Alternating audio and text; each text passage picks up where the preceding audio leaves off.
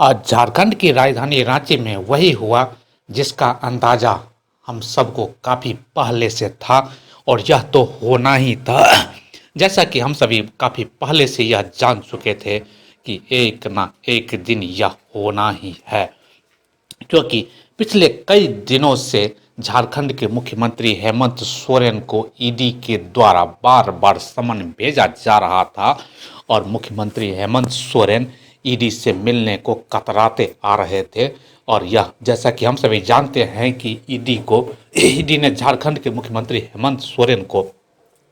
आज 10वीं बार समन भेजा था। 29 तारीख को ईडी के द्वारा झारखंड के मुख्यमंत्री हेमंत सोरेन को 10वीं बार समन भेजा गया था, जिसे आज का 31 जनवरी का तिथि दिया गया था कि 31 जनवरी को मुख्यमंत्री हेमंत सोरेन को यह बताना था कि मुख्यमंत्री हेमंत सोरेन ईडी को कहां पूछताछ के लिए कहां पर में बुला रहे हैं। पहले तो मुख्यमंत्री हेमंत सोरेन को ईडी ने अपने दफ्तर में बार बार बुलाया था, परंतु मुख्यमंत्री हेमंत सोरेन ने यह कहते हुए इनकार कर दिया था कि ईडी को जो भी पूछताछ करनी है वह हमारे पास आकर के पूछताछ करें, हम ईडी के ऑफिस में उनका जवाब देने के लिए नहीं जाएंगे। फिर ईडी द्वारा यही तय किया गया कि मुख्यमंत्री हेमंत सोरेन के आवास पर में ही पूछताछ करने की योजना बनाई गई।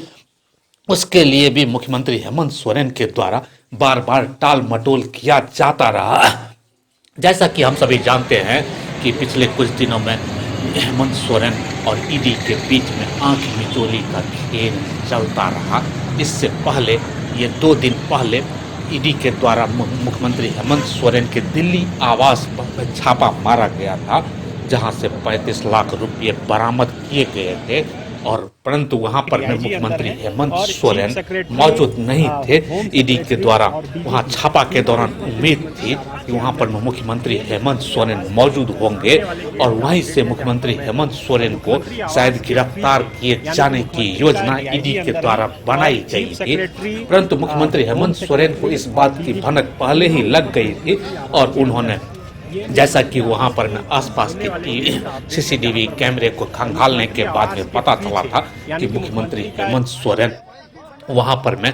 बाइक से एक हेलमेट पहन कर एक बाइक पर में पीछे बैठ करके वहां से रफू चक्कर होते हुए पाए गए थे। परंतु मुख्यमंत्री हेमंत सोरेन को वहां से बाइक से निकालने वाला व्यक्ति कौन था और वह बाइक किसका था, इस बात का अभी तक पता नहीं चल पाया है। और आज जो हुआ, आज मुख्यमंत्री हेमंत सोरेन के आवास पर में ईडी के द्वारा सुबह से ही मुख्यमंत्री ईडी के अधिकारी लोग वहां पहुंचने लगे। वहां सुरक्षा के लिए के दृष्टिकोण से पहले ही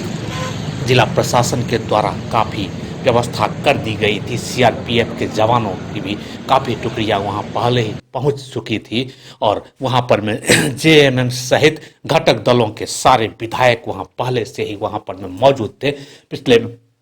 कल से ही जब मुख्यमंत्री हेमंत सोरेन अचानक रांची पहुंचे थे, 40 घंटे की गुमशुदगी के बाद जब मुख्यमंत्री हेमंत सोरेन अचानक से लोगों के बीच में आ गए थे, उसके बाद से ही वहां पर में लगातार मीटिंग का दौर चल रहा था। मुख्यमंत्री आवास पर में मुख्यमंत्री हेमंत सोरेन की अध्यक्षता में वहां पर में बार बार तब से ही लगातार जेएमएम विधायकों की, फिर घटक विधायकों की वहां पर में बार बार मीटिंगें चलती आ रही थी। शायद उस मीटिंग में यह तय किया जाना था, क्योंकि मुख्यमंत्री हेमंत सोरेन भी यह अच्छी तरह से जान चुके थे कि उनकी गिरफ्तारी अब अवश्यंभावी है, क्योंकि उन्हें 10वीं बार समन जारी किया जा चुका था। और इन्हीं अंदेशाओं को लेकर के कि राज्य में कहीं संवैधानिक अव्यवस्था की स्थिति न हो, इसके लिए शायद मुख्यमंत्री हेमंत सोरेन इसकी तैयारी में लगे हुए थे और अपना उत्तराधिकारी चुनने के लिए मुख्यमंत्री के द्वारा शायद बार बार यह बैठक बुलाया जा रहा था। पहले यह अंदाजा लगाया जा रहा था कि मुख्यमंत्री अपना उत्तराधिकारी मुख्यमंत्री की पत्नी कल्पना सोरेन को बनाई जाएगी, परंतु परिवार में इस बात पर में सहमति न होने के कारण, जैसा कि सूत्रों से पता चला है कि मुख्यमंत्री हेमंत सोरेन की भाभी ने सीता सोरेन ने इस पर में अपनी सहमति नहीं जताई थी, जिस पर में परिवार में सहमति नहीं होने के कारण आखिरकार शिबू सोरेन के करीबी चंपई सोरेन को जहां झारखंड मुक्ति मोर्चा विधायक दल का नेता चुन लिया गया और उन्होंने अपना दावा भी राज्यपाल के समक्ष पेश कर दिया है। आज जैसे ही मुख्यमंत्री हेमंत सोरेन के आवास पर में ईडी की पूछताछ शुरू हुई, उसके बाद में जब मुख्यमंत्री हेमंत सोरेन उनको ऐसा लगने लगा कि अब उनकी गिरफ्तारी अब संभव है, तो शायद ईडी के अधिकारियों द्वारा उन्हें आग्रह किया गया कि आप अपना इस्तीफा राज्यपाल को सौंप दें, क्योंकि एक पद पर में बैठे हुए मुख्यमंत्री को गिरफ्तार करना शायद ये इस पद की मर्यादा के अनुकूल नहीं होगी और ईडी को इस बात के लिए मजबूर नहीं होना पड़े। शायद इन सारी बातों को देखते हुए मुख्यमंत्री ने जाकर के पहले राजभवन में अपना राज्यपाल के समक्ष अपना इस्तीफा सौंपा, जहां मुख्यमंत्री के साथ में चंपई सोरेन, मिथिलेश ठाकुर और चंपई सोरेन, जहां मुख्यमंत्री के साथ में चंपई सोरेन, मिथिलेश ठाकुर और ग्रामीण विकास मंत्री मौजूद थे और वहां राज्यपाल के द्वारा मुख्यमंत्री का वहां राजभवन में राज्यपाल के द्वारा मुख्यमंत्री का इस्तीफा को स्वीकार भी कर लिया गया और उसके तुरंत बाद मुख्यमंत्री हेमंत सोरेन को ईडी के द्वारा गिरफ्तार कर लिया गया। यानी जैसे ही मुख्यमंत्री के पद पर से मुख्यमंत्री हेमंत सोरेन ने इस्तीफा दिया, तुरंत मुख्यमंत्री हेमंत सोरेन को ईडी के द्वारा गिरफ्तार कर लिया गया। यानी ईडी ने भी अपनी उस परंपरा का निर्वाह किया कि मुख्यमंत्री हेमंत सोरेन को मुख्यमंत्री के पद से गिरफ्तार नहीं किया, बल्कि उन्हें इस्तीफा देने के बाद में गिरफ्तार किया। अब इस गिरफ्तारी के बाद ईडी के अधिकारियों ने मुख्यमंत्री को ईडी का दफ्तर ले गए और ईडी के दफ्तर में ही मुख्यमंत्री को पूछताछ के लिए रखा गया है। अब 24 घंटे के अंदर ईडी के अधिकारियों को मुख्यमंत्री को न्यायालय में प्रस्तुत करना होगा, अन्यथा उन्हें फिर जेल भेजना होगा। और वैसे ईडी के अधिकारी चाहेंगे कि न्यायालय से मुख्यमंत्री को पूछताछ के लिए उन्हें 10 दिन की कम से कम रिमांड की अवधि मिले। अब ऐसा अंदेशा है कि कल ईडी के अधिकारी मुख्यमंत्री हेमंत सोरेन की 10 दिन की रिमांड एमपी एमएलए कोर्ट से करेंगे और एमपी एमएलए कोर्ट से जिस तरह से ईडी के अधिकारियों को मुख्यमंत्री हेमंत सोरेन की रिमांड की अवधि की अनुमति मिलेगी, उस हिसाब से मुख्यमंत्री हेमंत सोरेन के साथ ईडी के अधिकारी उन्हें अपने दफ्तर में ही रख करके उनके साथ पूछताछ जारी रखेंगे। ऐसा अभी संभव है कि इस कड़ी में जितने भी लोग जुड़े हुए हैं मुख्यमंत्री के करीबी, जैसे कि यहाँ रांची के डीसी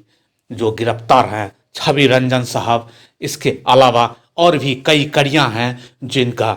इसमें नाम आ रहा है, उन सारे लोगों को हो सकता है कि एक साथ मुख्यमंत्री के सामने पेश करके पूछताछ करें और कुछ और भी सबूत जुटाने की ईडी के द्वारा अधिक से अधिक सबूत जुटाने का प्रयास किया जा सके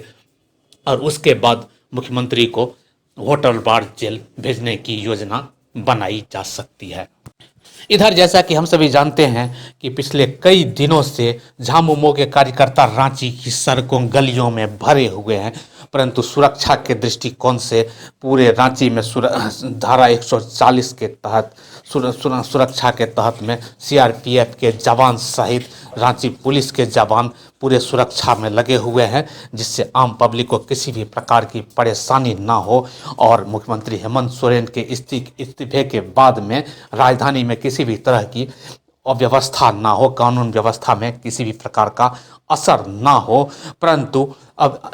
मुख्यमंत्री हेमंत सोरेन की अचानक गिरफ्तारी के बाद में अब ये हमारी राज्य की पुलिस इस अपनी व्यवस्था को संभाले रखना, इस व्यवस्था को आम लोगों के लिए सही वस्तु स्थिति में बनाए रखना, यह भी राज्य पुलिस के लिए एक बहुत बड़ी चुनौती है। वैसे मुख्यमंत्री हेमंत सोरेन की गिरफ्तारी के बाद में ऐसा कुछ भी इस तरह की घटनाएं चाहे वैसा कहीं भी भीड़ भाड़ देखने को नहीं मिल रही है। ऐसे ईडी की ऑफिस पर में पूरी तरह से सुरक्षा व्यवस्था बढ़ा दी गई है, राजभवन के आसपास भी पूरी सुरक्षा व्यवस्था को बढ़ा दी गई है। तो इस तरह से पुलिस तंत्र के द्वारा पूरी तरह से सुरक्षा व्यवस्था में कहीं किसी तरह की खामियां ना हो, इस बात का पूरा तरह से ध्यान रखा जा रहा है, इस तरह से दिख रहा है। अब यहाँ इसके बाद अगला पहलू यह आता है कि झारखंड मुक्ति मोर्चा ने अपना विधायक दल का नेता मुख्यमंत्री हेमंत सोरेन के पिता शिबू सोरेन के करीबी चंपई सोरेन को चुना है, और चंपई सोरेन ने अपना सरकार बनाने का दावा भी राजभवन में जाकर के पेश कर दिया है। उन्होंने बताया है कि उनके पास 43 विधायकों का समर्थन प्राप्त है, इसलिए उन्हें सरकार बनाने का मौका दिया जाए। अब देखना यह है कि राजभवन अब आगे क्या करती है। अब राजभवन इन्हें कितने समय लगाती है चंपई सोरेन को अपना मुख्यमंत्री का शपथ ग्रहण करने में और सरकार बनाने में, या कुछ और खेला होता है, यह तो आने वाला समय ही बता पाएगा। यह जानने के लिए आप हमारे साथ बने रहिए, आगे होता है क्या। TSA लैब न्यूज से मैं हूं आपके साथ संपादक अशोक कुमार झा। हम फिर मिलेंगे आपसे बेहतरीन और ताजा खबरों के साथ।